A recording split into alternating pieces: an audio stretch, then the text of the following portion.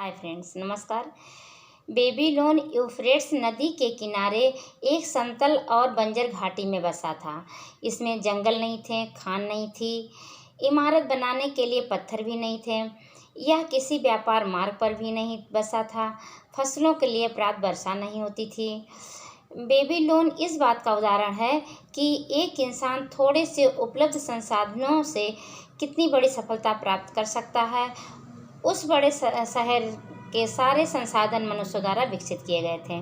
इसकी सारी संपत्ति इंसानों द्वारा बनाई गई थी।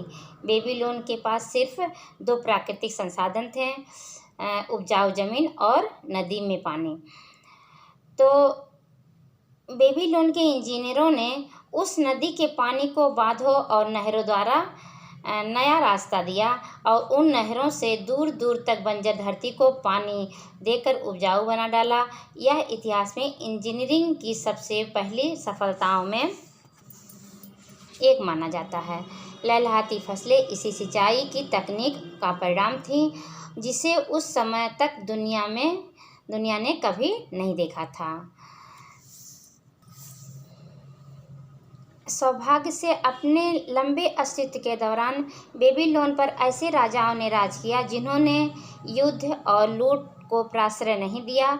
हालांकि वे कई युद्धों में शामिल हुए, पर उनमें से अधिकतर युद्ध दूसरे देशों के उन महत्वाकांक्षी शासकों से हुए जो बेबीलोन के खजाने को हड़पना चाहते थे। बेबीलोन के अद्भुत राजा इतिहास में अपनी समझदारी, पुरुषार्थ और न्यायप्रियता के कारण जाने जाते हैं।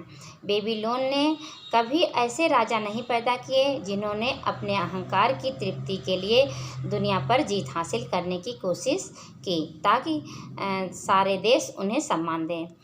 तो शहर के रूप में बेबीलोन अब अस्तित्व में नहीं है। जिन मानवीय शक्तियों ने उस शहर को बनाया, हजारों साल तक संभाला, उनके जाने के बाद ये शहर खंडहर बन गया।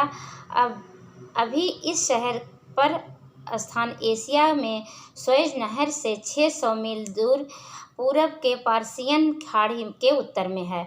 यह एरिज़ोना के यूमा की तरह भूमध्य रेखा से 30 डिग्री ऊपर अक्षांश पर है।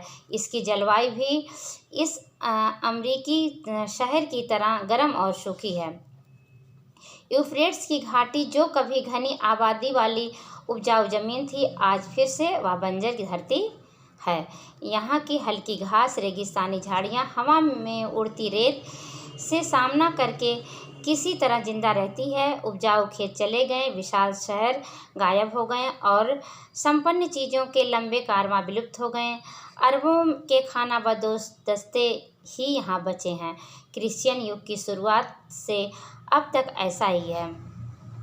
इस घाटी पर कई घाटियाँ शताब्दियों तक यात्रियों द्वारा कुछ और नहीं माने जाते हैं। बर्तनों के टुकड़े वर्षा भरी आंधियों के कारण पुरातत्वविद इस ओर आकर्षित हुए।